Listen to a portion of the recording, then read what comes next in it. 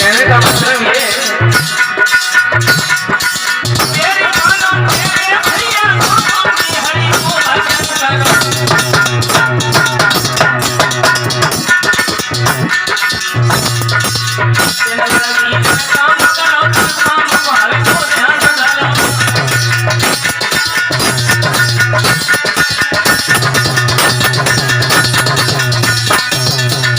पूरे दिन मेहनत करो, काम करो, क्योंकि जीवन में काम तो लगे रहते हैं और जब तक कार्य भी नहीं करोगे तो भी हमारा काम नहीं चलेगा। इसलिए काम करो, लेकिन थोड़ा सा समय दिन में न मिले तो शाम को भगवान के प्रति जरूर निकाल लीजिए। अरे जब तक हमारा जीवन है, जब तक जिंदगी है, इस दुनिया में हम हैं, कुछ ऐसे कर्म करके जाओ, कुछ ऐसे कार्य करके जाओ जो हमारे जाने के बाद जो लोग इस दुनिया में रह जाए वो बरसों तक हमें याद करते रहे, हमारा नाम लेते रहे। केवल इतना ही नहीं कि भाई हम इस दुनिया में आए और आने के बाद हम लोग एक जानवरों की तरह पेट भरते रहे, फिर हम इस दुनिया से चले गए तो फिर हमारा आने से कोई फायदा ही नहीं है।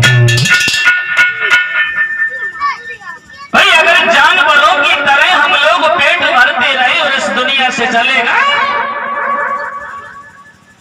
तो फिर आदमी में और जानवर में कोई फर्क ही नहीं रह गया।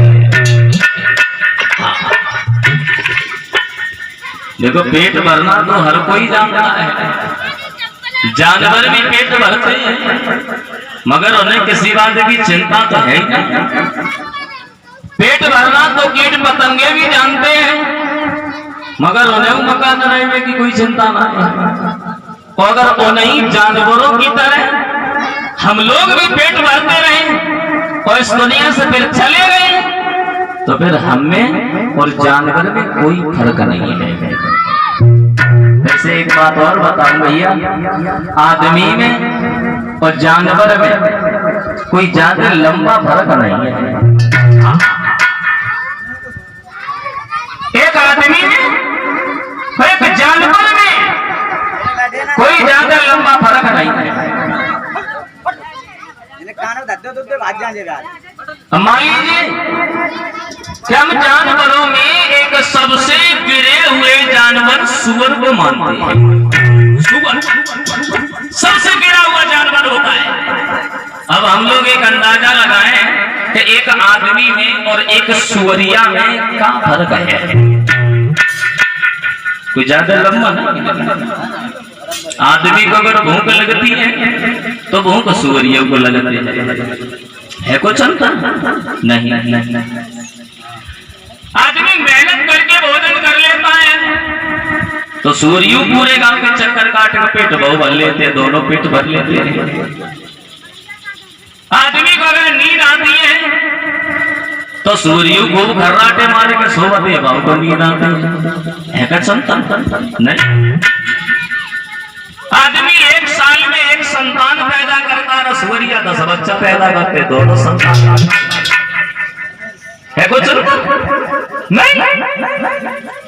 फर्क है, फर्क केवल इतना है कि इंसान नहा धो करके भगवान का भजन कर सकता है और जबकि एक सूर्या नहा धो करके भगवान का भजन। आदमी अपने शरीर की स्वयं रक्षा कर सकता है जबकि एक सूर्या अपने शरीर की स्वयं रक्षा।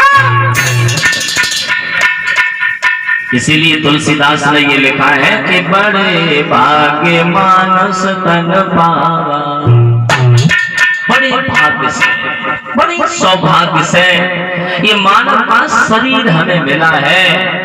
और तुलसीदास ने केवल मानव का शरीर ही सौभाग्यशाली क्यों बताया है? भाई तुलसीदास जी इस जगह पर ये भी तो लिख सकते थे कि बड़े भाग्य हाथी तन पावा। हाथी का शरीर मनुष्य के शरीर से बहुत बड़ा होता है, ऊंट का भी शरीर मनुष्य के शरीर से बहुत बड़ा होता है, लेकिन केवल मनुष्य का शरीर ही सौभाग्यशाली इसीलिए बताया गया है कि मनुष्य के शरीर में जानवर के शरीर से 2 गुण ज्यादा है। हमें अभिमान नहीं करना चाहिए इस मानव शरीर का, क्योंकि देखो ये मिट्टी का शरीर है, मिट्टी में ही एक दिन मिल जाएगा, ढूंढ भी नहीं पाओगे शरीर कैसा था। और हम लोग अगर अभिमान करते रहेंगे तो देखिए घमंड भगवान का भोजन होता है। एक विद्वान ये लिखता है, पक्षियों में एक नाम सुना होगा, मैना। मैना उसका नाम है कि मैना, वो ये कहती है कि मैं कुछ भी नहीं हूं। बड़े सम्मान से लोग पालते हैं। वो कभी ये लिखता है